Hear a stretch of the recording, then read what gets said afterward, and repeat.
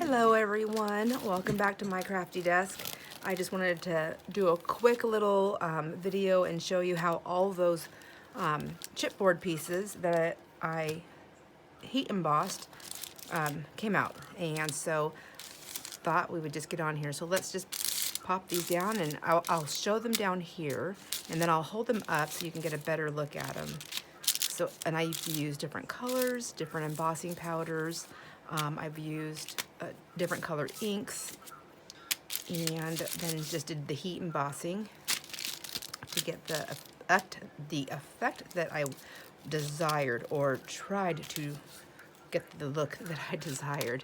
So most of it was just practicing and just seeing what I liked and what I didn't like. There's actually a few on here that I redid because I just wasn't loving them. And honestly, if I don't love it, I know if I don't really love it, I'm never gonna use it. I'm either going to toss it if I'm having one of those crazy days, or I'm going to give it away. So which I would rather give it away than toss it, but sometimes you know. Anyhow, so I just redid it. That's one of the great things I really do enjoy about the embossing, the heat embossing, is you can go over your stuff. Go over it and over it and over it. So far, I have never went over it so much that I couldn't go over it anymore, or that it was compromised on my piece. That may happen one day. We don't know. We don't know. We don't know. I just fly by the seat of my pants. So, oh, I'm just like stacking them. What am I doing that for? I said I was laying them out here for you. They're so cute. I kind of looked at I did like a little pre-video to see how well is this going to show up on the camera with the lights. And I will say that I think it shows up okay, but in all honesty, like in person, it's so much different. It's just, they came out really, really nice. If you have an embossing, a heat tool, all you really need, I mean, that I know of anyways, is you need a heat tool, you need some embossing goop, I don't know what it's called, that embossing pad, and a colored ink. That's all you need that I know of, and you can do it. If you have embossing powders, great, but if you, and you need the embossing powder. Liar, liar, pants on fire. There's a few things. So you do need a powder. If you only have clear and you want colors, you can use the inks. If you don't have inks, or you don't want to compromise your inks, and you just want to do clear, or you have colored embossing powders, then that works too. But you do need that heat tool to melt it. So let's see what we got. So I called these ladybugs when I was showing them the first time, but they are bumblebees. So I don't know how well that picks up. I'm gonna just try to move them around a tiny bit. And I'm trying to remember to go a little slower with my hands so I'm not like bouncing around everywhere. So, there you go. This one has some golds and browns. It's just beautiful. And then this is a little bit more, I feel like it's picking up like grays and some sparkle. Depending on where you use it in a journal, it's gonna look a little bit different. Check out these leaves. Leave me alone. Just kidding. So there's the green ones, and they do have some sparkle. That I use the ink pad for the color, and then the clear embossing, and then some of the fine glitter. Then this leaf right here, same thing. I used ink pads with the clear embossing powder and that embossing stamp pad. Of course, you always have to use the embossing stamp pad and the heat gun, and then some glitter. Let's see, then we have these leaves right here. Put those ones down, and then these ones. Isn't that pretty? Oh my gosh. So I did quite a few of these off camera because I ran out of storage space on my camera. But I used, I don't know, 4 or 5 different colors of ink. So I was using the golds and yellows and reds and purples, oranges, to get these fall kind of colors.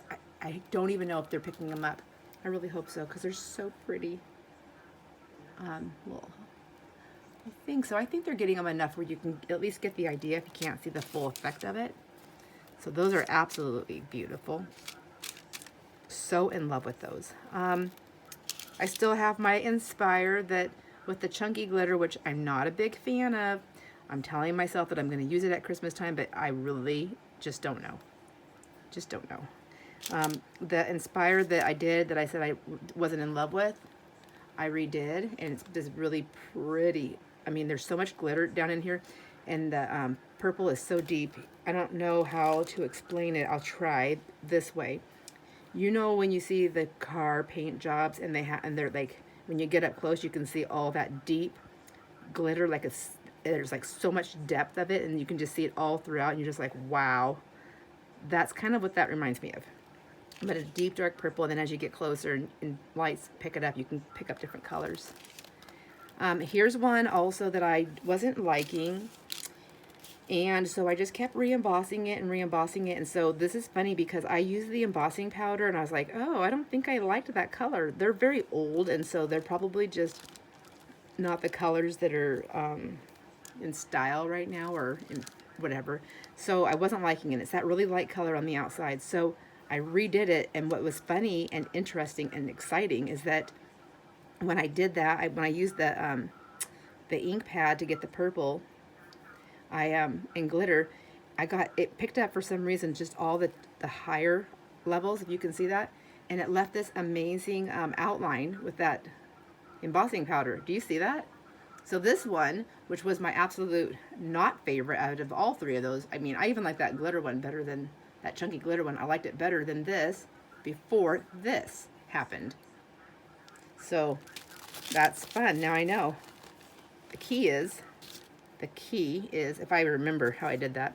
So here's some keys, and these were really fun. So let's see, gold embossing powder on that one, ink on that one with clear embossing powder, and some glitter.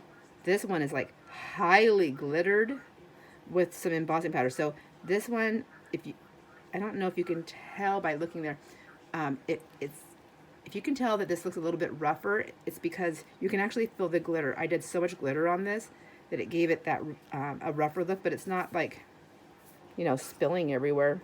And where this one is this one's more smooth. These ones are more smooth. Oh, get in camera, Sandra, get in camera. So these are the keys.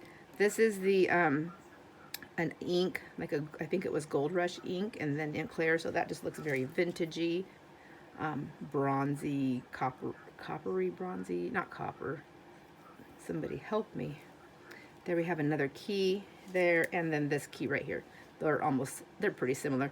And what I did is I used, I gotta glue that down. See, it's just that cheap chipboard, but that's okay. They have, I used, what did I use? Oh, I added black. So I was rubbing them around in some of the black after I did the first embossing, and I was using my, let me see, what are they called? Archival inks. Because was it these ones? No, it wasn't. It was my Stazon.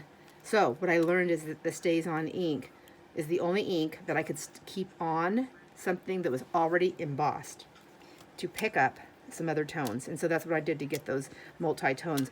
And actually that's what I did on this butterfly. This bumblebee is I rubbed it in black after I did the gold to get those cool tones. And I just kind of let it do what it wants to do, and as art sometimes happens for us. So here's some dragonflies. Oh, there's the rest of them. That one was just the fine silver glitter and then clear embossing. This one had and I used a lot of glitter, so it has that like more textured feel to them. And let's see, and then this one I did more, just a little bit of the ink, a little bit of the glitter with the ink pad, and then this one, let's see, this one right here, I did the same thing, just some glitter, re-dipping, I think a couple of times, and then I just wanted that smoother look on that one, just to have some variety. So let's see now, what should we show you? The owls. These are cool. So here's a teal owl. Who doesn't want a teal owl? A nice pretty green owl, and everything has sparkle in it for because I get glitter everywhere, and it's in everything, and that's okay with me. I don't care. If I don't want glitter, I guess I'll use a whole brand new set. This one I also rubbed in a little bit of the black, but not a whole lot, and it was goldish brown. So this looks very like more of a natural, I guess. Doesn't look like a natural owl, but you know what I mean. This one I did more black, so let me show you the comparison. They're two different colors. So this one had like the greens and the golds. And then this one I just did the gold and then I rubbed it in black. I don't even know if the camera's picking that up. I hope it is, because that's really, really, really cool. So then I have this gold one, who's this gold owl. Let me put somebody else up there. Just a lot of glitter. A golden owl. So, let's see. And we did the dragonflies. Why do I keep piling them up like that? The florals. There's a pretty purple flower. It's very shiny. I used ink and clear embossing powder.